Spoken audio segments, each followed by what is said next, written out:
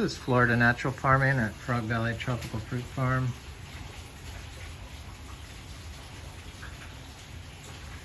And I'm just gonna stay in here and talk about these houseplants.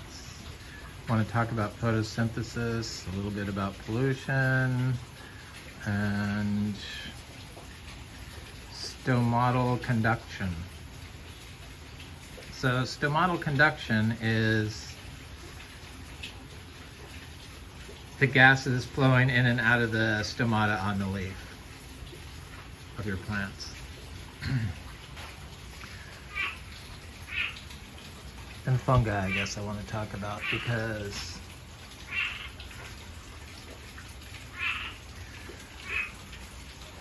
there was a study done on grasses in China.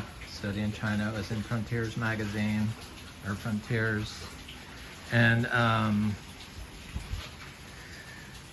it was on arbuscular mycorrhizal fungi and grasses, and grasses without arbuscular mycorrhizal fungi versus grasses with arbuscular mycorrhizal fungi. And those are the fungi that grow inside of plants. They're able to grow inside of plants because plants that are grown naturally recruit fungi to supply carbon in exchange of nutrients, and to better perform their biological processes, so photosynthesis. So it turns out that I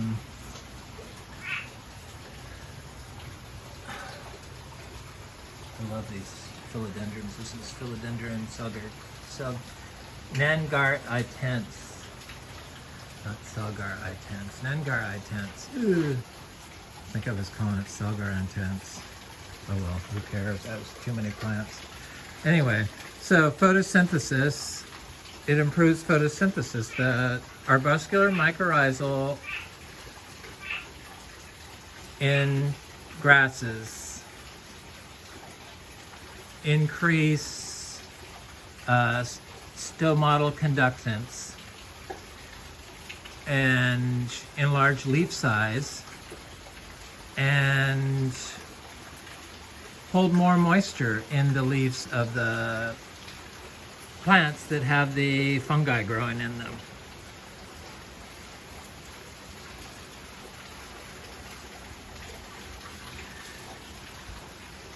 I'm blown away by these aroids that get these fungi to grow inside the pots. Those aren't arbuscular mycorrhizal fungi, but we have a wild farmed compost, our biodynamic compost, and guaranteed there's arbuscular mycorrhizal fungi connected to that fungi growing inside these plants that are being grown in biodynamic compost. This stuff is all ignored by modern agriculture, and it just makes sense to me to think that if you have a arbuscular mycorrhizal fungi and other fungi that is increasing the water in the tissue of the plants, that it's not a far stretch to think that the mycorrhizal or the fungi in the plants deliver more nutrients. With the increase of water, you're going to get an increase of nutrients, because everything is connected via water and air, and the stomata controls the gases. So I just did a quick search on plants, indoor plants for plant health, for increasing air quality in your home. And for some reason, all this hydroponic systems come up, claiming that they will increase the air quality inside your home. Plants grown in it, which is totally false. It's totally false. You cannot get the benefits of the improved air quality in your home without the life in the soil. So what you're growing your plants in determines the health of the environment, whether it's in your house or in outside.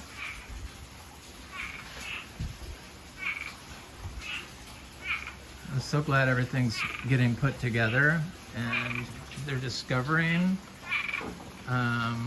you know, what's making people sick and what's polluting the planet. And it most definitely is the widespread use of chemicals and their consumption, because that's what most Americans do when they eat conventional produce. They are consuming chemicals, whereas a biodynamic food would provide life, because the life in the soil is the life in the plant that you're consuming. And if you're using chemicals, there is no life in the soil, or very little. It's reduced. For sure, fungi will not grow where you're applying chemicals.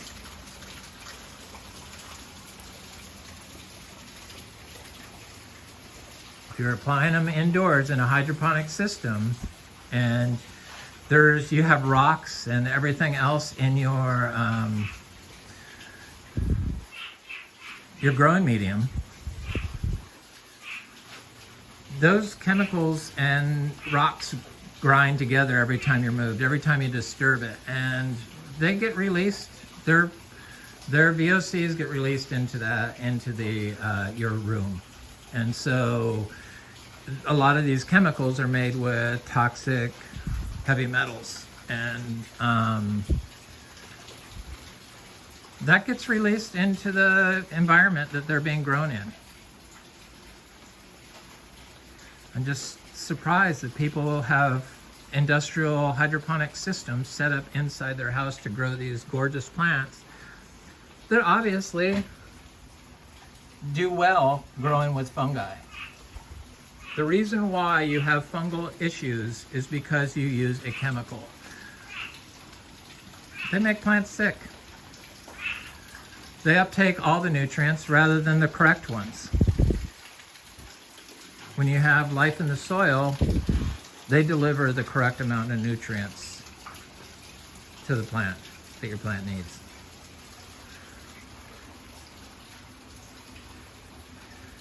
This is Philodendron Varicose, and it's just beautiful. And people have issues with this one indoors because of the spider mites. The spider mites attack your plant because you're growing them in a polluted way. You're growing them with pollution. And when you grow stuff in pollution, it causes disease and pest issues in plants. And if you're consuming those plants, it's causing a degradation in the nutrients that you're feeding yourself.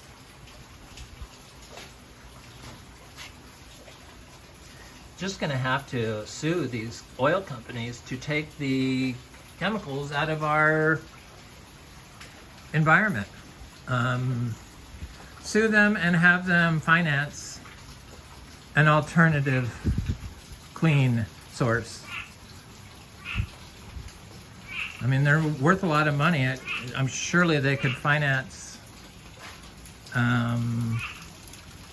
any pain that populations could suffer transferring from destructive, polluting methods to life-killing methods to a clean, life-sustaining, regenerative methods. But I don't see that happening.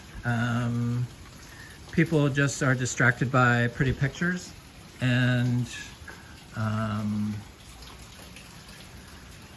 It's kind of scary. It's kind of scary how low functioning everyone has become, and they don't even care about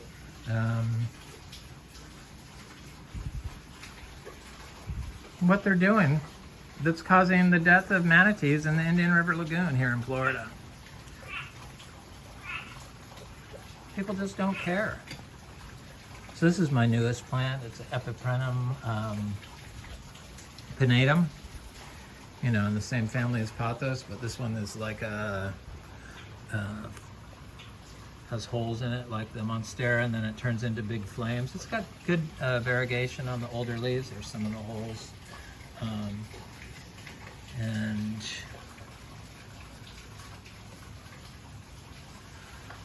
I got it this week. It looks okay. I buried the whole vine flat. This is like the new growth point. And removed all the soil and put it in the biodynamic compost and washed the leaves. I've found that the, especially the equigenera leaves come with something on them, probably an antifungal, which if it's not washed off can inhibit growth here. So I washed the leaves and then put it in the compost. This is Painted Lady. This of course is our Monstera deliciosa albo. Node cutting. It's finally getting big. This is Philodendron Ring of Fire. This is Philodendron domesticum. So pretty. Variegation is excellent on this one. This was just a little leaf cutting, and it's grown like from here to here in just, I don't know, a few months. This is a Philodendron Jose bono. This is Philodendron paraiso verde. Freaking gorgeous leaves. I really like the arrowhead shaped leaves. And this was a little tiny node cutting without leaves of Philodendron burle Marx, which I'm really loving the burle Marx. And look at the variegation. It's just really kicking it.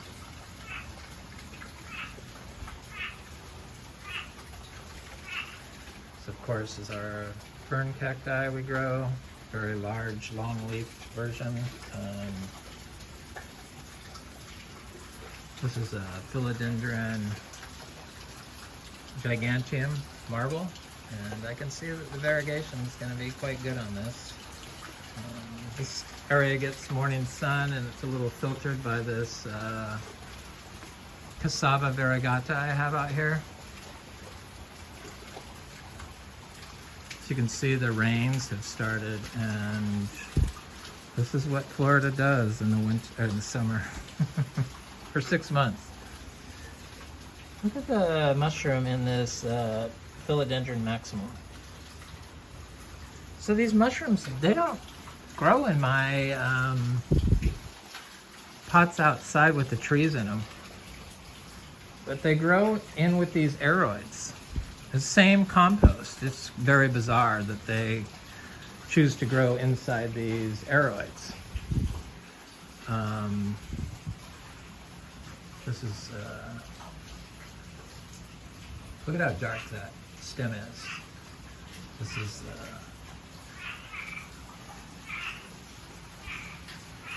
Antherium Niagara. Nagarolanum and Gigi. This is Philodendron capulospathum. I mean, Anthurium capulospathum. These are the anthuriums over here.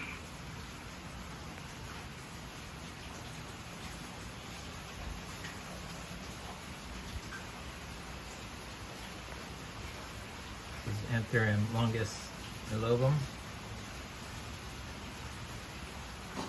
This is Antherium metallicum. This is Antherium recavum.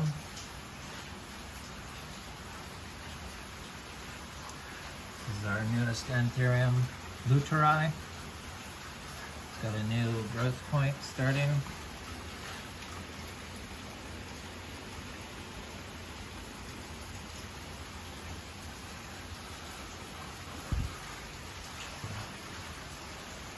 Anthurium waterburyanum.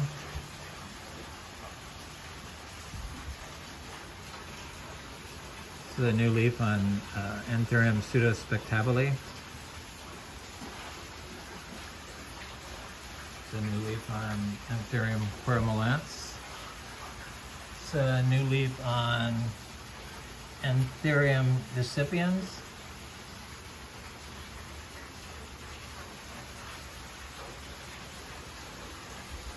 I don't know, it's very bizarre how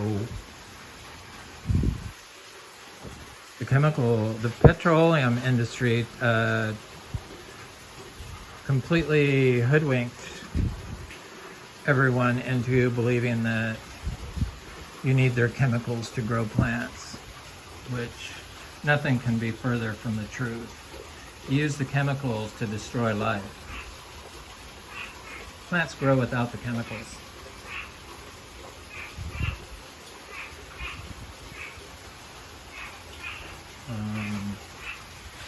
They grow better.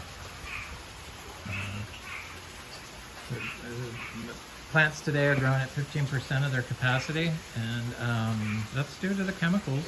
Obviously, if they didn't even know that the arbuscular fungi was responsible for leaf size increase and stomatal conductance improvement, better able to process carbon from the air, then we really didn't know what we were doing. So, and we failed to even kind of look at it. I know I'm pretty much the only one that screams about the importance of the fungi in the soil in Florida. And obviously this potting medium, which I grow on the ground next to a live oak tree, or laurel oak, ancient laurel oak,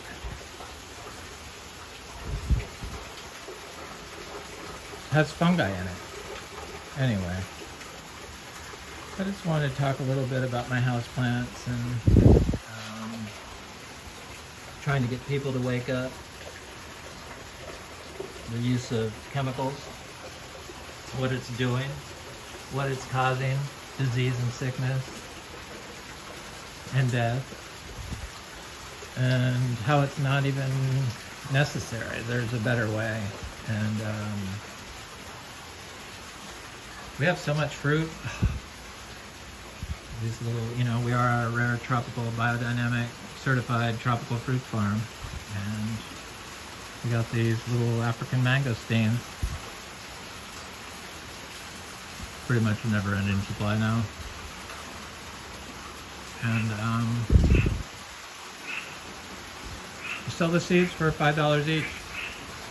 They're off a hermaphrodite plant, so supposedly fruit trees grown from this seed will produce hermaphrodite, producing Garcinia livingstoneii. Anyway, Frog Valley Tropical Food Farm, Florida Natural Farming. Have a good day.